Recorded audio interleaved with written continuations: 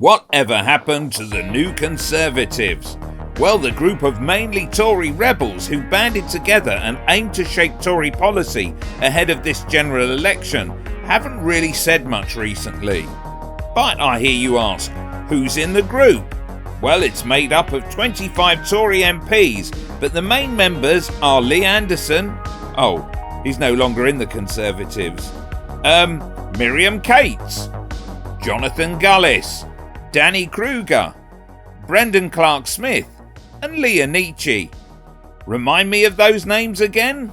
For a budgeting course and a cooking course. And what we do at the food bank, we show them how to cook cheap and nutritious. Well, I mean, it's a hugely complex issue, Miriam but I think Cates. it's just extraordinary how in probably fewer than 10 years we've gone from, almost everybody agreeing that there are only two sexes, you're male or female, boys or girls, that's pretty much the end of it, to this kind of rampant ideology that is now so embedded in schools that we think at least 80% of schools now have children who have a trans or non-binary or whatever you want to call it identity. It's the doctors and nurses who can't get to hospital, the patients Jonathan can't get to operation, Gullis. the kids who will miss out on their education today, but also those armed forces veterans who risk their lives for our freedoms who won't be able to celebrate Armed Forces Day on Saturday. Do you want to apologise for all that, Mick?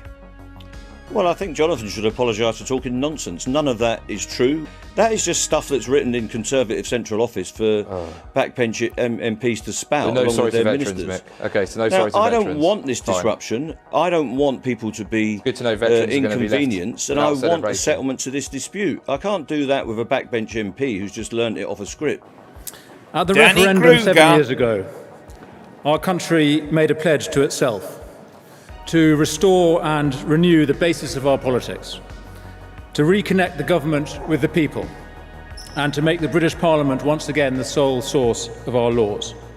Say the price has shot up at that and people say, oh, this Brendan tin has gone up by Clark-Smith. 50% or whatever, by the Tesco value. Yeah, if Jack Monroe or Martin Lewis gives this advice, they're seen as saints for it, but it's evil Conservative politicians, Lee, baked bean brenners have been called now. I've got good news for you, Brandon. We're going to do the baked bean test today. We've got some top brand baked beans, some supermarket and another cheaper brand. So what we're going to do, close your eyes, I'm going to mix them up. Open your mouth. Okay. Here comes a train.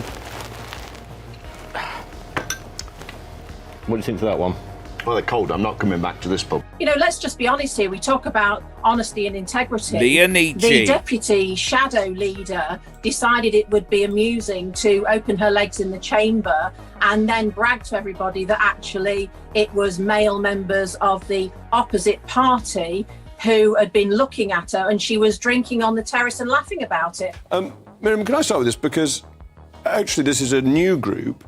Immigration is one of the things you're talking about, but you're really trying to show that the Tories still have some ideas even after 13 years in government.